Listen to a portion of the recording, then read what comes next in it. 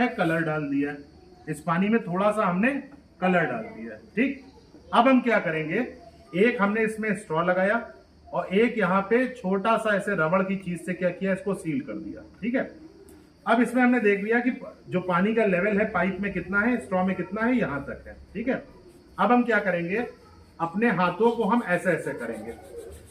क्यों करेंगे भाई, ताकि उतने गर्म कर लें जितना हमें बुखार में गर्म होता है हाथ। ठीक है, तो हम इसको इस तरीके से रगड़ेंगे। पानी देख लो कहां तक है, पहले देख लो अभी कहां तक लेवल है। ठीक है, अब हमने कस के इसको क्या किया, हमने कस के अपने हाथ को रगड़ा। ठीक है, और रगड़ने के बाद क्या किया, इसको हमने पकड़ लिया।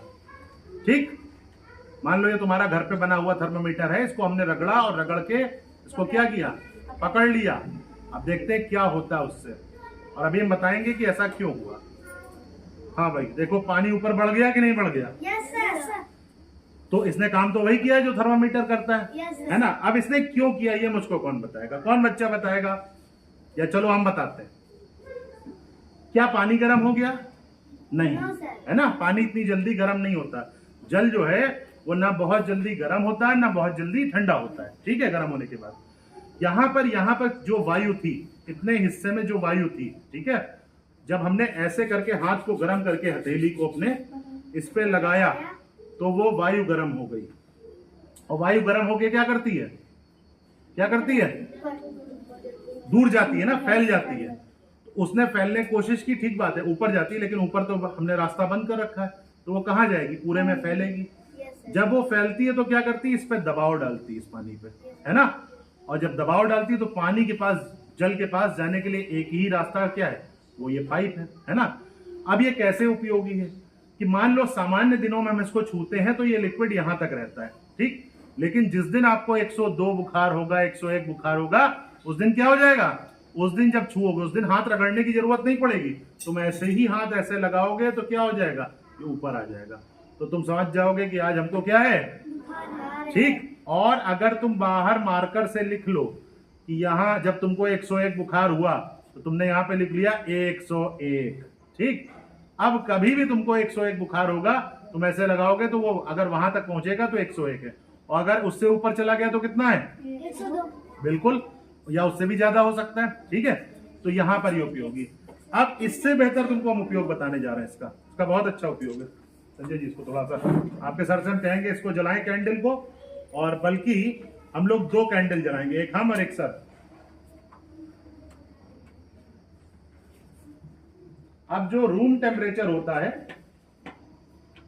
अब हम तुमको एक उदाहरण दे रहे हैं।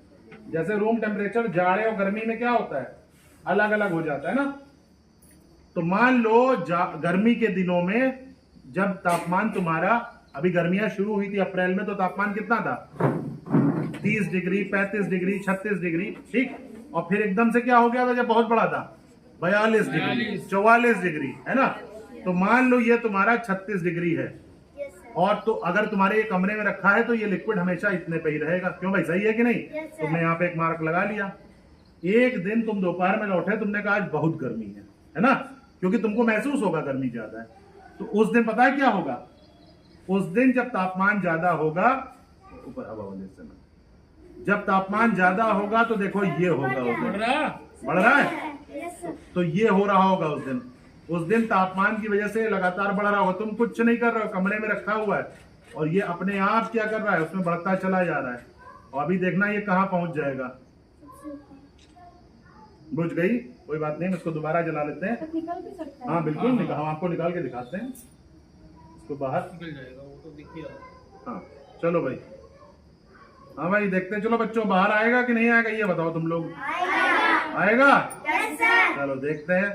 तो तापमान बहुत बढ़ गया, 44 हो गया, 45 हो गया, 46 हो गया तापमान, गर्मियों चल रहा है, ये गर्मी की बात हो रही है।